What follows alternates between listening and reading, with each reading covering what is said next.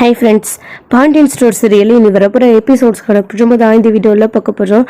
வாங்க ஃப்ரெண்ட்ஸ் பார்க்கலாம்.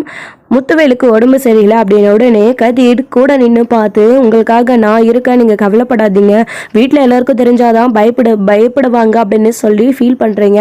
அதனால இந்த விஷயம் எனக்கு தெரிஞ்சதுனால நான் யாருக்கும் சொல்ல போகிறது கிடையாது. உங்கள் கூட நானும் திருச்சிக்கு வரேன். டாக்டர் எல்லா விஷயத்தையும் என்கிட்ட சொல்லிட்டாரு. நாம் திருச்சிக்கு நாளைக்கு காலையில் போயிட்டு வந்துடலாம். நீங்கள் திருமணையில் வந்து நில்லுங்க, நான் அங்கேருந்து உங்களை ஏற்றிட்டு போயிடுறேன் அப்படின்ற மாதிரி கதிர் சொல்லிட்டு இருக்காங்க. இதெல்லாம் கேட்டு முத்துவேல் ஃபோனை கட் பண்ணதுக்கு அப்புறமா ரொம்ப சந்தோஷப்படுறாங்க. கொஞ்ச நேரத்துல ராஜி வராங்க. ராஜி வந்த உடனே, யாரு, நான் வர வரைக்கும் ஃபோன் பேசிகிட்டு இருந்தேன், நான் வந்த உடனே கட் பண்ணிட்டேன் அப்படின்னவோ, அதெல்லாம் ஒன்றும் இல்லை அப்படின்னு சொல்கிறாங்க. இல்லையே, முடியே சரியில்லையே, இதை திருச்சி அது இதுன்னு பேசிகிட்டு இருந்தே, ட்ரீட்மெண்ட் அப்படி இப்படின்னு என்னது அப்படின்னு கேட்கவும், ஐயோ இவளுக்கு முழுசாக கேட்டிருக்கோமா, ராஜி எதை பற்றி கேட்குறான்னு தெரியல அப்படின்னு. என்ன கதிர், ஏதாச்சும் சவாரி போக போறியா, டிரைவர் அது அனுப்புறதுக்காக தான் பேசிகிட்டு இருக்கியா அப்படின்னு கேட்டுட்டு இருக்கவும், அப்பாடி அப்போ எதுவுமே கேட்கல அப்படின்ட்டு புரிஞ்சுக்கிட்ட கதிர் என்ன சொல்கிறாரு, ட்ரீட்மெண்ட்டுக்கு தான், ஆனால் நான் டிரைவர் அனுப்ப போகிறது கிடையாது, நானே கூட்டிகிட்டு போக போகிறேன், ஹாஸ்பிட்டலுக்கு தான் செக்கப்புக்கு போகணும்னு சொன்னாங்க அப்படின்னு சொல்லவும், நீ ஏன் போகணும் கதிர், அதாவது டாக்டர் இருக்காங்க, அதாவது நிறைய நம்மக்கிட்ட டிரைவர் இருக்காங்கல்ல, அவங்க எல்லாம் அனுப்பலாம்ல அப்படின்னு சொல்கிறாங்க. இல்லை அந்த கஸ்டமர் நானே வேணும்னு சொல்லிட்டு பிடிவாதமாக கேட்குறாங்க, நான் தான் போயிட்டு வரணும், அது மட்டும் இல்லாமல் அவங்க ரெகுலர் கஸ்டமர், நான் போயிட்டு வந்துடுறேன், நாளைக்கு காலையில் 8 மணிக்கு நான் திருச்சிக்கு கிளம்பணும், சரியா அப்படின்னு சொல்லிட்டு கதிர் சொல்கிறாங்க. சரி அத்தைக்கிட்ட சொல்லிட்டியா அப்படின்னு. இல்லை காலையில் அம்மா கிட்ட சொல்லிக்கிறேன், அப்படியே இல்லைன்னா கூட நீ சொல்லிடுன அப்படின்னு சொல்லவும், சரி கதிர் அப்படின்னு சொல்கிறாங்க. அதுக்கப்புறமா நைட்டு தூங்கிடுறாங்க. ராஜி தூங்கினதுக்கப்புறமா கதிருக்கு சுத்தமாக தூக்கமே வருது கிடையாது. ராஜிக்கு அவருடைய அப்பாவுக்கு உடம்பு சரியில்லை அப்படின்னு தெரிஞ்சால் அவன் எந்த அளவுக்கு ஃபீல் பண்ணுவா அப்படின்னு சொல்லிட்டு ராஜியை நினச்சி வருத்தப்படுறாங்க. இவ்வளோ ஒரு விஷயம் இருக்குது, யாருக்குமே சொல்லாமல் எல்லாருடைய மனசு கஷ்டப்படும் அப்படின்னு அவரை பற்றி யாருக்கிட்டையும் சொல்லாமல் ட்ரீட்மெண்ட் பார்த்துட்டு இருக்காரு அப்படின்னு சொல்லிட்டு இங்கே கதிர் நினச்சிட்டு இருக்காங்க. அன்றைக்கி நைட்டு தூங்கினதுக்கு அப்புறமா மறுநாள் காலையில் ஸோ கிளம்பலாம் அப்படின்னு சொல்லிட்டு எழுந்திரிச்சு உட்காந்துட்டு இருக்காங்க. கதிர் கோமதி எல்லாருக்கும் காஃபி போட்டு கொடுத்துட்டு இருக்காங்க. அப்போது வீட்டில் என்னடா கதிர் எங்கேயோ வெளியில் கிளம்புறேன்னு சொன்னியாமே, ராஜி சொன்னான் அப்படின்னதும், ஆமாம்மா ட்ரீட்மெண்ட்காக டிரைவர் அதாவது பிக்கப் பண்ணிவிட்டு கஸ்டமரை போக வேண்டியதாக இருக்குது, அதுக்கு தான் கிளம்பணும் அப்படின்ற மாதிரி கதிர் சொல்கிறாங்க. அப்படியாடா, சரி போயிட்டு எப்போ வருவா அப்படின்னமோ, தெரியலம்மா ஃபோன் பண்ணுறேன் அப்படின்னு சொல்கிறாங்க. சரின்னு சொல்லிட்டு டைம் என்ன ஆகுது அப்படின்னு சொல்லிட்டு நான் குளிச்சுட்டு ரெடி ஆகுறேன்னு சொல்லிட்டு உள்ளே போகிறாரு. இன்னொரு சைடு இங்கே நேற்றுலேருந்தே ஒரு மாதிரி இருக்கார் நம்ம முத்துவேல். நேற்றுலேருந்து மட்டும் இல்லை, ரொம்ப நாளாகவே ஒரு மாதிரி தான் இருக்கார். ஸோ நம்ம சக்திவேலுக்கு ஆல்ரெடி அக்கௌண்ட்லேருந்து பணம் காணாமல் போகுது, அது என்னத்துக்கு எதுன்னு அண்ணன் இது வரைக்கும் கணக்கு காட்டல அப்படின்ற வருத்தம் நேற்று வரைக்கும் இருந்துகிட்டே இருந்துச்சு. காலையில் எழுந்திரிச்ச உடனே இந்த விஷயத்தை பற்றி தான் கேட்குறாங்க. முத்துவேல் என்ன சொல்கிறதுன்னு தெரியாமல் அமைதியாக இருக்கார். ஏன் தம்பி, அவர் எல்லாத்துக்கும் கணக்கு சொல்லி தான் ஆகணுமா, ஏதோ அவரோட தேவைக்காக எடுத்திருக்காரு, என்னன்னு தெரியல, அது அவர் விருப்பப்பட்டிருந்தா நம்ம கிட்ட சொல்லாம மறைக்கணும்ன்ற என்ன இருந்திருந்தா அவர் அப்படியெல்லாம் செஞ்சுட்டு இருப்பாரா, அவருக்கு சொல்லணும்னு தோணலை போல இருக்கு. அவர் எப்போ தோணுதோ அப்போ சொல்வாரு. அவர் தான் கொஞ்ச நாளாவே ஒரு மாதிரி இருக்காரு, என்ன நம்ம கிட்ட என்ன பிரச்சனைன்னு கூட சொல்ல மாட்டேன்றாரு.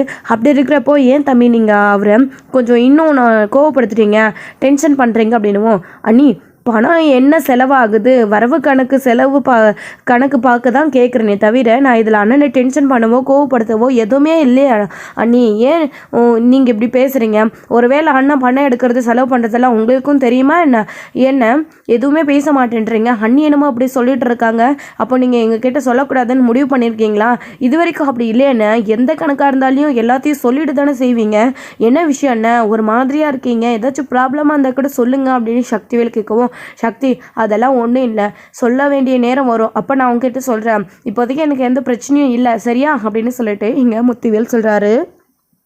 அப்போதான் இங்கே முத்துவேல் எவ்வளோக்கு எவ்வளோ இல்லைன்னு சொல்கிறாரோ, எனக்கு எந்த பிரச்சனையும் இல்லைன்னு அந்த அளவுக்கு வீட்டில் இருக்கிறவங்களுக்கெல்லாம் அவருக்கு ஏதோ பிரச்சனை அப்படின்றது அவர் நினைக்கவும் செய்கிறாரு. அது மட்டும் இல்லாமல், என்னக்கா மாமா இப்படி சொல்கிறாரு, அவருடைய வாய் தான் அப்படி சொல்லுதுன்னா முகம் அப்படி சொல்லலையே அப்படின்னு சொல்லிட்டு அவங்க 2 பேருக்கு கூட சந்தேகம் வருது. ஆமாம் அப்படின்னு சொல்லிட்டு அவங்களும் நின்று பேசிகிட்டு இருக்கவும், அண்ணன் மறைக்காமல் எதுவாக இருந்தாலும் சொல்லுண்ண, அண்ணியும் உங்களை பார்த்து எதுவும் கணக்கு கேட்க வேணான்னு சொல்கிறாங்க. ஒருவேளை கணக்கு சொல்ல முடியாத அளவுக்கு மகனுக்கோ இல்லை மருமகனுக்கோ இல்லை அன்னைக்கோ ஏதாச்சும் செய்கிறீங்களாண்ணா? அப்படி இருந்தால் கூட சொல்லுங்கண்ணா, நாங்கள் எதுவும் தப்பாக நினச்சிக்க மாட்டோம் அப்படின்னுலாம் பேசுவோம். தம்பி என்ன பேசுகிறீங்க நீங்கள் அப்படின்னு சொல்லவும், பின்ன என்ன நீ கணக்கும் சொல்ல மாட்டேன்றாரு, அவருக்கும் எந்த பிரச்சனையும் இல்லைன்னு சொல்ல மாட்டேன்றாரு. தோ இப்போ உங்களை கேட்டாலையும் அந்த மாதிரி எங்களுக்கு எந்த தேவையும் இல்லைன்னு சொல்கிறீங்க. அப்புறம் வேறு என்ன, மருமக அந்த பாண்டிய பையனுக்கு 10 லட்ச ரூபா கொடுக்க வேண்டியதாக இருக்கே, ஒருவேளை அதுக்கு ஏதாச்சும் அண்ணன் பணம் புரட்டுறாரோ அவங்களுக்கு கொடுக்கணும்னு சொல்லிட்டு அப்படின்னமோ, இங்கே பாருங்கள் தம்பி, தேவையில்லாத வார்த்தையை விடாதீங்க. அப்படி அவருக்கு செய்யணும்னு எண்ணம் இருந்தால் அவர் உங்ககிட்ட இதை சொல்லிகிட்டே செய்வார், சொல்லாமல் செய்ய மாட்டார் அப்படின்னு சொல்லுவோம். அதே அப்படியே நீ மாப்பிள்ளைக்கு பணம் கொடுக்குற விஷயம் தெரிஞ்சால் நான் கோவப்படுவேன்ல, அதனால் அண்ணன் இந்த விஷயத்தை பற்றி என்கிட்ட சொல்லாமல் தான் செய்வார் அப்படின்னு சொல்லிட்டு இங்கே சக்திவேல் வந்து முத்துவேலை பார்த்து பேசுவோம். சக்தி, நீ நினைக்கிற மாதிரி எதுவுமே கிடையாது. நீ நினைக்கிற மாதிரியே இருந்தால் கூட நான் ஒரு நாள் பணம் வேணுமான்னு கூட கேட்டு பார்த்துட்டேன். ஆனால் அவங்க எங்களுக்கு ஒரு பைசா கூட பணம் வேண்டான்னு சொல்லிட்டாங்க. அதனால நானும் அவங்களுக்கு பணம் கொடுக்கல, இந்த விஷயத்தை பற்றி தலையிடவும் செய்யல, அதை பற்றி பேசியிருக்கா, அவ்வளோதான். நீ நினைக்கிற மாதிரி எதுவுமே கிடையாது அப்படின்னவும், ஓ அப்படியா அண்ணே, சரி அப்படின்ற மாதிரி சக்திவேல் கொஞ்சம் அமைதியாகிறாரு. நான் திருச்சி வரைக்கும் வெளியில் கிளம்பி போயிட்டு வர வேலை இருக்குது, நான் போயிட்டு வந்துடுறேன் அப்படின்னு சொல்லிட்டு கிளம்புறாரு. திருச்சிக்கா, என்னென்ன திடீர்னு அப்படின்னமோ, ஒரு முக்கியமான ஒரு ஆளை பார்க்க வேண்டியதாக இருக்குது, நான் போயிட்டு வந்துடுறேன் அப்படின்னு சொல்லவும், அதுக்கப்புறம் நான் கிளம்பணும் அப்படின்னு சொல்லிட்டு இவர் வந்து சொல்லிட்டு கிளம்புறாரு. டிஃபன் சாப்பிட்டு போங்க அப்படின்னு சொல்கிறாங்க. இல்லை வேண்டாம் இருக்கட்டும் போயிட்டு வரேன்னு சொல்லிட்டு அவர் பாட்டுக்கு ரெடி ஆகிட்டு கிளம்புறாரு. அங்கே கதிரும் குளிச்சு முடிச்சுட்டு ரெடி ஆகிட்டு வராரு. கதிர் கிளம்புறேன்னு சொல்லிட்டு எங்கடா போகிற, சாப்பிட்டுட்டு போடா அப்படின்னு சொல்கிறாங்க. இல்லைம்மா பரவாயில்ல நான் போயிட்டு பார்த்துக்கிறேன் அப்படின்னு சொல்லவும், டே அவங்க எல்லாரும் சாப்பிட்டுட்டு திரும்ப ஹாஸ்பிட்டலுக்கு வருவாங்க, நீ மட்டும் சாப்பிடாம போனா எப்படிடா, சரி ஒரு 2 நிமிஷம் இருடா கட்டியாச்சு கொடுத்துட்ற அப்படின்னு சொல்றாங்க. இல்லம்மா பரவாயில்ல அப்படின்னு சொல்லவும், கதிர் இரு, ஏன் சாப்பிடாம கூட போற, இதுக்கு தான் டிரைவர் அனுப்புன்னு சொன்னேன், இப்படி அறக்க பிறக்க நீ கிளம்புறதுனால தான் அப்படின்னு சொல்லிட்டு இவங்க 2 பேரும் பேசிட்டு இருக்கிறதுக்குள்ளே கோமதி, எதுக்கு தேவையில்லாம வீண் வம்பு சண்டை போட்டுட்டு இருக்கீங்க, இதான் கதிர் இதுல கட்டியிருக்கேன், காலையிலுக்கும் மதியத்துக்கும் சேர்த்தே கட்டியிருக்கேன், சாப்பிட்ரு என்ன மறக்காம அப்படின்னு சொல்லவும், சரிம்மா அப்படின்னு சொல்லிட்டு அதை எடுத்துட்டு கார் எடுத்துட்டு அவர் கிளம்புறாரு. அவர் கிளம்புன கொஞ்ச நேரத்திலே தான் இங்க முத்துவேலும் வீட்டை விட்டு கிளம்பிடுறாரு.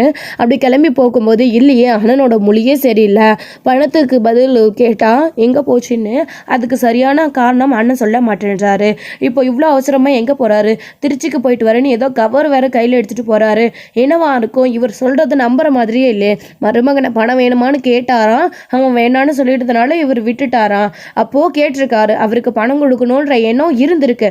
அப்போ என்ன பண்ணுவாரு, ஒருவேளை அதுக்காக தான் எடுத்துட்டு நம்ம கிட்ட இப்படி இல்லைன்னு சொல்லிட்டு பொய் சொல்வாரோ, அந்த பணத்துக்கான கணக்கு சொல்ல மாட்டேன்றாரு, அதுதானே இப்போ பிரச்சனை அப்படின்ற மாதிரி சக்திவேல் அதை தீவிரமாக யோசிச்சு அது என்னென்னு தெரிஞ்சுக்கணுன்றதுக்காக நோட் பண்ணவும் ஆரம்பிக்கிறாரு. அதாவது முத்துவேலை ஃபாலோ பண்ணுறாங்க. அப்படி இருக்கும்போது தான் இங்கே கதிர் போயிட்டு நின்றுட்டு இருக்கவும், இங்கே முத்துவேல் கார்கிட்ட போய் நிற்கிறாரு. நின்ன உடனே யார் இது காரு, நம்ம வீட்டில் இத்தனை கார் இருக்கிறப்போ எதுக்கு அண்ணன் அந்த காரில் போனோம், டிரைவரை கூப்பிட்டு காரை எடுத்துகிட்டு போகலாமே, இல்லை அவரே கூட எடுத்துகிட்டு போகலாமே, யார் காராக இருக்கும் அப்படின்னு சொல்லிட்டு பார்க்கும்போது தான் அதில் பாண்டியன் டிராவல்ஸ் அப்படின்னு போட்டிருக்கிறத பார்க்குறாரு. அந்த பாண்டியன் மாவன் காரா, மாப்பிள்ளையோட காரா அப்படின்னு நினைக்கவும் செய்கிறாங்க. ஏன் அப்படி நினச்சி 5 செகண்ட்லேயே கதிர் இருங்க நான் வரேன் அப்படின்னு சொல்லிட்டு இறங்கி வந்து டோர் ஓப்பன் பண்ணி விடுறாரு. உள்ள உட்காருங்க அப்படின்னு அவர் உட்கார்ந்ததுக்கு அப்புறமா டோர் சாத்திட்டு கதிர் உட்காந்து ஏறி கார் எடுக்கலாம்னு சொல்லிட்டு எடுக்கிறாங்க. அப்போ மாப்பிள்ளை கூட தான் போறாரு. நம்ம கிட்ட பணம் நான் கொடுக்கல, இல்லைன்னு சொல்லிட்டு பணத்தை எடுத்து அப்போ மாப்பிள்ளைக்கு தான் கொடுத்துருக்கிறாரு. இவருக்கு எவ்வளோ தைரியம் இருக்கும், வீட்டில் போய் சொல்லிட்டு பணத்தை எடுத்து மாப்பிள்ளைக்கு கொடுக்குறாரு, மகா பாசம் பொத்திக்கிட்டு வந்துடுச்சோ அப்படின்னு இங்க இதை வச்சு சக்திவேல் தப்பா புரிஞ்சுக்கிறாரு. அவங்க ட்ரீட்மெண்ட்காக திருச்சி கிளம்பிட்டு இருக்காங்க. அப்பதான் வந்து சாப்பிட்டீங்களா அப்படின்னு கேட்குறாங்க. இல்லை அப்படின்னு சொல்லவும், ஏன் சாப்பிடல, நீ சாப்பிட்டியா அப்படின்னு மாற்றி கேட்குறாரு. இல்லை நானும் சாப்பிடல அப்படின்னு. நீ ஏன் சாப்பிடல, அப்போ என்ன சாப்பிடலன்னு கேட்குறா அப்படின்னவும், இல்லை ஹாஸ்பிட்டல் போக நேரம் ஆயிடுச்சு அப்படின்னு தான் அப்படின்னவும், ஆமாம் நானும் அதுக்கு தான் அப்படின்னவும், சரி கொஞ்சம் தூரத்தில் ஹாஸ்பிட்டல் போய் பார்த்துட்டு அம்மா சாப்பாடு கட்டி கொடுத்துருக்காங்க, நம்ம 2 பேரும் சாப்பிடலாம் அப்படின்ற மாதிரி கதிர் அவங்க கிட்ட பேசிட்டே போகிறாரு. அதுக்கப்புறமா தான் இங்கே சக்திவேல் என்ன பண்ணுறாரு, விஷயம் கேள்விப்பட்ட உடனே அமைதியாக இருப்பாங்களா, அவங்க திருச்சிக்கு ட்ரீட்மெண்ட்டு போயிட்டு வரதுக்குள்ளேயே இங்கே பெரிய பிளேயுமே வெடிச்சிருது. பயங்கரமான பிரச்சனை பண்ணிடுறாரு சக்திவேல். அதே கோவத்தோட நேராக வீட்டுக்கு வராரு. வீட்டுக்கு வந்த உடனே இங்க புரிஞ்சு போச்சு. இப்ப எல்லாமே எனக்கு புரிஞ்சு போச்சுடா குமரவேலு. இவர் மாப்பிள்ளைய பணம் வேணுமான்னு கேட்டாராம், மாப்பிள்ளை வேண்டான்னு சொன்னாராம். அதனால பணத்தை கொடுக்காம அவரும் அமைதியாயிட்டாராம். அப்போ எடுக்கிற பணத்துக்கெல்லாம் கணக்கு எங்கன்னு கேட்டா சொல்ல மாட்டாராம். இப்போதானடா எல்லாம் புரியுது அப்படின்னு சொல்லிட்டு கூப்பாடு போட்டுட்டு இருக்காரு. நடு வீட்டில் வச்சு மாறி வடிவு குமரவேல் எல்லாருமே வராங்க. அப்பா என்னப்பா பேசுறீங்க, எதை பத்தி பேசுறீங்க, நீங்க ஒன்றும் புரியல, பெரியப்பாவை பத்தியா அப்படின்னுமோ. ஆமாடா அவரை பத்தி தான். கணக்கு கேட்டா புருஷனும் பொண்டாட்டியமா சேர்ந்து மறைக்கிறாங்க, எந்த விஷயமும் சொல்ல மாட்டேன்றாங்க. ஆனா உனக்கு தெரியுமாடா பணம் பூரா மாப்பிள்ளைக்கு தான் போயிருக்கு அப்படின்னு சொல்றாங்க. தம்பி தேவையில்லாம அவர் வேலை வீண் பழி போடாதீங்க அப்படின்னு சொல்றாங்க. நான் ஏன் நீ வீண் பழி போட போறேன், கண்ணால பார்த்துட்டு வந்து தானே இப்போ கேட்குறேன். எங்கே போறாரு, திருச்சிக்கு போறேன்னு தானே சொல்லிட்டு போறாரு. அப்புறம் நம்ம வீட்டில் அத்தனை கார் இருக்கு, ஏன் கார் எடுத்துட்டு போக வேண்டியது தானே, திருமணம் வரைக்கும் நடந்து போய் எதுக்கு அந்த பாண்டியன் பையன் டிராவல்ஸில், அதுவும் மாப்பிள்ளை கூட திருச்சிக்கு கிளம்பணும் அப்படின்னு சொல்லிட்டு இங்கே நம்ம சக்திவேல் கேட்கவும் அது அவங்களுக்குமே கூட அதிர்ச்சியாக தான் இருக்குது. மாறிக்கும் வடிவு கூட என்ன தம்பி சொல்கிறீங்க, வேறு ஏதாச்சும் இருக்க போகுது அப்படின்னு. நான் ஏன் நீ சொல்ல போகிறேன், அப்போ அண்ணன் கார்லாம் போயிருக்கணும், கார் வெளியே தானே இருக்குது, டிரைவரையும் கூட்டிகிட்டு போல இங்கே தானே கார் இருக்குது, அப்போது அவங்க கூட தானே போயிருக்காரு, மாப்பிள்ளைக்கு பணத்தை கொடுக்கதா அப்படி ரகசியமாக அப்பப்போ போயிட்டு வராரு. கேட்டால் எனக்கு எந்த பிரச்சனையும் இல்லைன்னு சொல்லிட்டு நல்லா தான் இருக்குன்னு சொல்லிட்டு இருக்காரு. அப்போது பணம் காணும், அப்போ பணத்தை எடுத்துகிட்டு போய் இவர் மாப்பிள்ளைக்கு தானே கொடுக்குறாரு, அவருக்கும் எந்த பிரச்சனையும் இல்லை, பணத்துக்கும் கணக்கு இல்லை அப்படின்னா நான் சொல்கிறது சரிதானே அப்படின்னு கத்தி கூப்பாட போடுறாரு. தம்பி அப்படியெல்லாம் எதுவும் இருக்காது அப்படின்னுமோ. இல்லை இதுக்கு மேலே இதை விட்டு வைக்க போகிறதில்ல, அந்த பாண்டியனுக்கு அவ்வளோ திமிராகி போச்சா, அவன் கொடுத்த கடனை தான் பிள்ளை கட்டுறதுக்கு எதுக்கு இவர் மாப்பிள்ளைக்கு பணம் கொடுக்கணும், அதுவும் வீட்டுக்கு திருட்டுத்தனமா. நான் கேட்டப்போ இல்லைன்னு தானே நீ சொன்னார், நீங்கள் எல்லாரும் இங்கே தானே இருந்தீங்க, இப்போ எப்படி அப்படின்ற மாதிரி சக்திவேல் பேசுவோம். அப்பா பெரியப்பா உண்மையிலே திருச்சிக்கு போகலாம்ல, அதுக்கு கார் அவ்வளோ தூரம் ட்ரைவ் பண்ணிட்டு போக முடியாதுன்னு சொல்லிட்டு கதிரை கூட்டிகிட்டு போகலாம்லப்பா, இதுக்கு ஏன்ப்பா இப்படி பேசுகிறீங்க அப்படின்னுமோ. டே நீ வாய மூடுடா, உனக்கு எதுவும் தெரியாது அப்படின்னு. தம்பி நீங்கள் அவர் எதுக்காக அப்படி பண்ணுறாருன்னு தெரியாமல் பேசுறதெல்லாம் ரொம்ப தப்பு தம்பி அப்படின்னு பேசவும். இல்லை அப்படியே இருந்தாலும் என்ன தப்பு, மாப்பிள்ளைக்கும் பொண்ணுக்கு தானே கொடுக்குறாரு அப்படின்னு. ஏன் நீ அதை வீட்டில் சொல்லிட்டு செஞ்சா என்ன, அவர் சொல்லாமல் தானே செய்கிறாரு அப்படின்னு பேசிகிட்டு இருக்கோமோ. தம்பி அவர் வந்ததுக்கப்புறம் எதுவாக இருந்தாலும் பேசிக்கலாம், நீங்கள் தேவையில்லாமல் வார்த்தையை விடாதீங்க அப்படின்னு சொல்லிட்டு அவங்க பேசவும். இல்லை இந்த பிரச்சனையை நான் இதோட விட போகிறது கிடையாது, பணம் கொடுக்க எங்கள் வீட்டு பணம் தான் கிடைச்சிதா அந்த பாண்டியனுக்கு, மானம் கெட்ட பையன் வெக்கம் கெட்ட பையன் அப்படின்னுலாம் பேசிட்டு கோவமா வெளியில் கத்திட்டு இருக்காரு.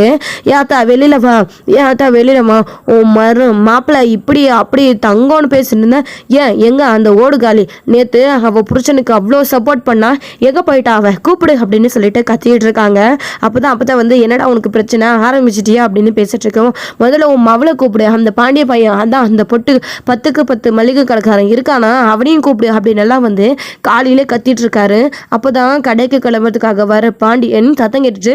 கோமதி என்ன வெளியில சத்தம் அப்படின்னமோ. தெரியலையேங்க இப்போதான் கேட்குது அப்படின்னமோ. உன் அண்ணன் குரல் மாதிரி தான் இருக்கு, என்னவா அப்படின்னு சொல்லிட்டு வீட்டில் இருக்கிற அத்தனை பேருமே வராங்க. ராஜி அதுக்கப்புறம் வீட்டில் சரவணன் எல்லாருமே வெளியில வராங்க. அரசி எல்லாருமே என்ன பிரச்சனை அப்படின்னு நின்று கேட்கலான்னு சொல்லிட்டு கேட்டுட்டு இருக்காங்க. எதுக்கடா இப்போ காலையிலே கத்திட்டு இருக்க அப்படின்னுமோ. வாமா வா, என்னமோ நல்லவ மாதிரியே நேற்று நாடகம் ஆடின உன் புருஷன் இப்படி அப்படின்னு தங்கத்தட்டில் வச்சு தாங்குறாருன்னு, ஆனால் பிள்ளைக்கு கொடுத்த பணத்தை திருப்பி கேட்குறாரு. அந்த பணத்தை கொடுக்க எங்கள் வீட்டு ஆளுங்க தான் கிடைச்சாங்களா, என் வீட்டு பணம் தான் உங்களுக்கு கிடைச்சிதா அப்படின்னு எல்லாம் பேசிகிட்டு இருக்காரு சக்திவேல். சித்தப்பா நீங்கள் எதை பற்றி பேசுகிறீங்க, ஒன்றும் புரியலை, நீங்கள் எதுக்கு இப்போது அந்த விஷயத்தை பற்றி இழுக்கிறீங்க, அது எங்கள் குடும்பத்து பிரச்சனை, நாங்கள் பார்த்துக்குறோம் அப்படின்னு சொல்கிறாங்க. அது உன் குடும்பத்தில் இருக்கிற வரைக்கும், வெளியில் வராத வரைக்கும் அது உன் பிரச்சனை. ஆனால் இப்போது நடுத்தரவுக்கு வந்ததுக்கு அப்புறமா அது எங்களுக்கும் தான், அது மட்டும் இல்லாமல் அதில் நாங்களே சம்மந்தப்பட்டிருக்கோம் அப்படின்னு. அப்போ நாங்கள் பேசாமல் எப்படி அப்படின்ற மாதிரி சக்திவேல் சொல்லவும். சித்தப்பா நீங்கள் பேசுறது எங்களுக்கு சுத்தமாக புரியல அப்படின்னுமோ.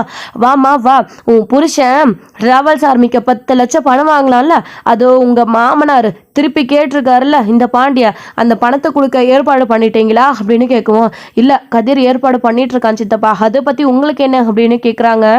ஏன்னா அதுக்கு ஏன் அண்ணல இழிச்சு வாங்க, அதான் உன் அப்ப அவர் தான் யாருக்கும் தெரியாமல் உங்கள் புருஷனுக்கு அந்த கதிருக்கு பணத்தை அள்ளி எடுத்து கொடுக்குறாரு. கொஞ்ச நாளாகவே அக்கௌண்ட்டில் பணம் இல்லாமே போயிட்டுருக்கு. என்ன ஏதுன்னு கணக்கு கேட்டால் எதுவும் சொல்ல மாட்டேன்டாரு. இப்போ திருச்சிக்கு கிளம்புறேன்னு சொல்லிட்டு மாப்பிள்ளை கூட கிளம்பிட்டாரு. அப்போது தனியாக மீட் பண்ணி அவங்களுக்குள்ள ஏதோ ரகசியம் இருக்குது, பணத்தை எடுத்துகிட்டு போய் இவர் அங்கே கொடுக்குறாரு. அந்த பணத்தை எடுத்துகிட்டு வந்து உங்கள் வீட்டில் இந்த பாண்டியங்கிட்ட அவன் கொடுப்பான். சொகுசாக எல்லாரும் உட்காந்து எங்கள் குடும்பத்தை ஏமாற்றி சொரண்டி தரலான்னு பார்க்குறீங்களா அப்படின்னு சக்திவேல் என்னென்னமோ பேசுகிறாங்க. அப்போதான் தேவையில்லாத பேசாதானே, என் பையன் யாரையோ ட்ரீட்மெண்ட்டுக்கு வெளியில் கூட்டிகிட்டு போகணும், ட்ரீட்மெண்ட் திருச்சிக்கு போகணுன்னு சொல்லிட்டு தான் கூப்பிட்டுட்டு போயிட்டுருக்கான். ஆனால் நீங்கள் சொல்கிற மாதிரியெல்லாம் எதுவுமே கிடையாது. அப்படியே என் பையனுக்கு பணம் தேவை இருந்தாலையும் எங்கள் குடும்பத்து விஷயம் நாங்கள் பார்த்துப்போம், ₹1 கூட உங்ககிட்ட இந்த வாங்க மாட்டான் அப்படின்னு சொல்லவும், ஆமாம்மா அப்படியே நியாயமான குடும்பம் இவங்க அப்படின்னு சொல்லிட்டு இருக்கவும், ஏய் எங்கடி போகிறான், ஹாஸ்பிட்டலுக்கு ட்ரீட்மெண்ட்டுக்கு போகிறான் தானே சொல்லிட்டு போகிறான் அப்படின்னு.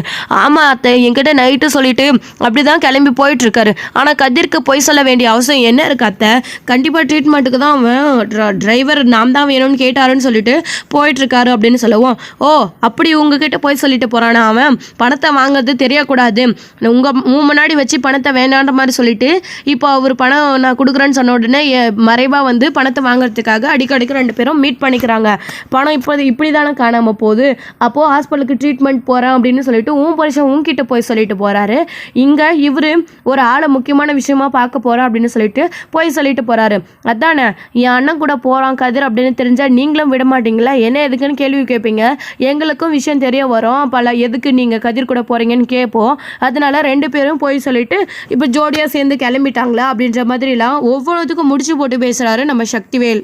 இங்கே பாருங்க, எதுவாக இருந்தாலும் அவங்க 2 பேரும் வந்ததுக்கு அப்புறம் பேசிக்கலாம், தேவையில்லாத பேச்சு வேணாம் அப்படின்னு சரவணன் சொல்கிறோம். நீ வாய முழுடா, உனக்கு பேச என்னடா தகுதி இருக்குது, பொண்டாச்சியை வச்சு வாழை துப்பு இல்லை, நீ எல்லாம் பேசுறியா அப்படின்ற மாதிரி கோவப்படுத்துகிற மாதிரி பேசிடுறாங்க. பாண்டியன் இதுக்கிட்ட மரியாதை கேட்டுரும், மரியாதை பேசுங்க அப்படின்னமோ, உனக்கு என்னடா மரியாதை, சி அடுத்தவங்கிட்ட வாங்கி தின்னுட்டு இருக்க உட்காந்து உனக்கு என்னடா மரியாதை அப்படின்ற மாதிரிலாம் தேவையில்லாமல் பேசுகிறாரு நம்ம சக்திவேல்.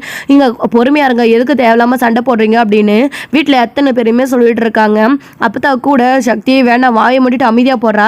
அப்படியே அவங்க 2 பேரும் ஒன்றா போனால் கூட என்னடா தப்பு, இப்போது எதுக்குடா இப்போ தேவையில்லாமல் காலையிலே கூப்பாடு போட்டுட்ருக்க, என் பேரன் பணம் வாங்கினான்னு உனக்கு தெரியுமா, அப்படியே கொடுத்தாலையும் மாப்பிள்ளைக்கு தான் அவன் கொடுக்குறான், அது மட்டும் இல்லாமல் அவங்க மாப்பிள்ளையும் மாமனாரும் சேர்ந்து தானே வெளியில் போயிருக்காங்க, உனக்கு என்னடா பிரச்சனை, தேவையில்லாமல் இதை வச்சு ஒரு பிரச்சனை உண்டு பண்ணுறத பார்க்காத, பேசாமல் அமைதியாக போ, என் மூத்த பிள்ளை வந்ததுக்கப்புறமா எதுவாக இருந்தாலும் பேசிக்கலாம் அப்படின்னு எங்கள் அப்போ தான் ஒரு பக்கம் சொல்லிட்டு இருக்காங்க. இந்த சண்டை பயங்கரமாக போயிட்டுருக்கு. ஸோ இதோட இந்த எபிசோட் வந்து முடிச்சிருக்காங்க. அடுத்த எபிசோடில் என்ன நடக்க போகுது, இவ்வளோ பேர் பிரச்சனை நடந்தனால ஸோ அவருக்கு உடம்பு சரியில்லைன்ற ஒரு விஷயம் வெளியில் தெரிய வர என்ன நடக்க போகுது, இந்த ஒரு சுச்சுவேஷனில் அவங்க கதிர் தன் மேலே பழி எடுத்து போட்டுப்பாரா ஆமாம் அப்படின்னு சொல்லிட்டு, இல்லை அவரோட ட்ரீட்மெண்ட் விஷயத்த வெளியில் சொல்ல போகிறாங்களா, என்ன நடக்க போதும் அப்படின்றதெல்லாம் வெயிட் பண்ணி நெக்ஸ்ட் வீடியோவில் பார்க்கலாம். Friends thank you. இந்த வீடியோ உங்களுக்கு பிடிச்சிருந்தா லைக் பண்ணுங்கள், ஷேர் பண்ணுங்கள், கமெண்ட் பண்ணுங்கள், மறக்காமல் பெல் ஐக்கானை கிளிக் பண்ணி வச்சுக்கோங்க.